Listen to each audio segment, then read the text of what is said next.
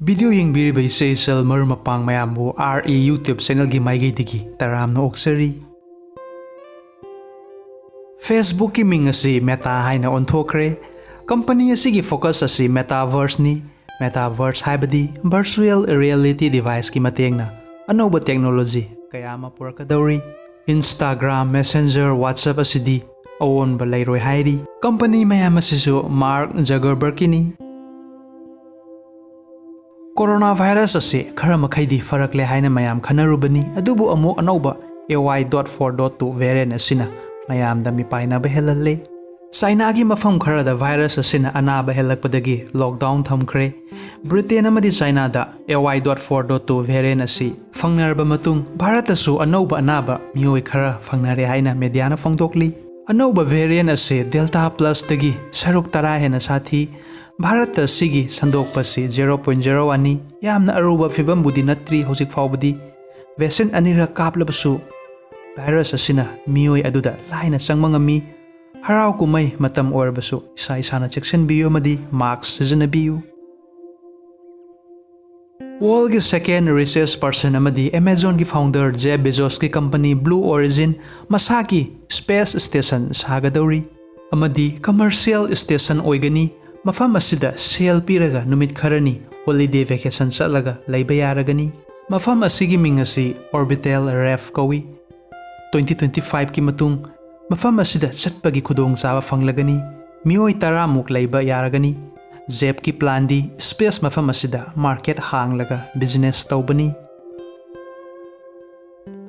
India gi khwaidagi achoba IPO Paytm share market asi rupees 2080 dagi rupees 2150 par share manungda oiragani.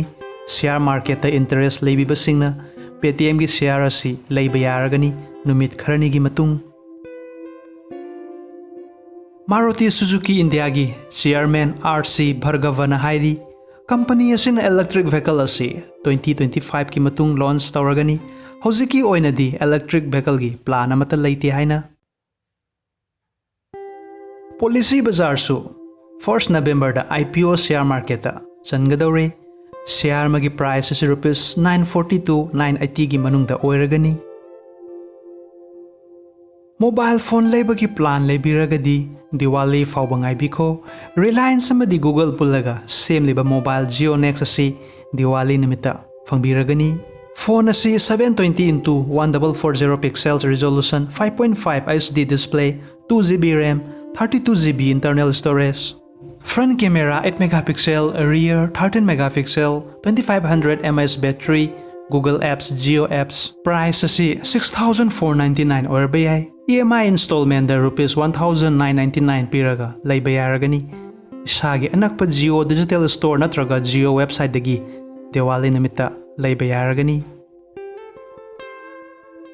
Bike kayama thobiram lagani like Royal Enfield, FZ, KTM.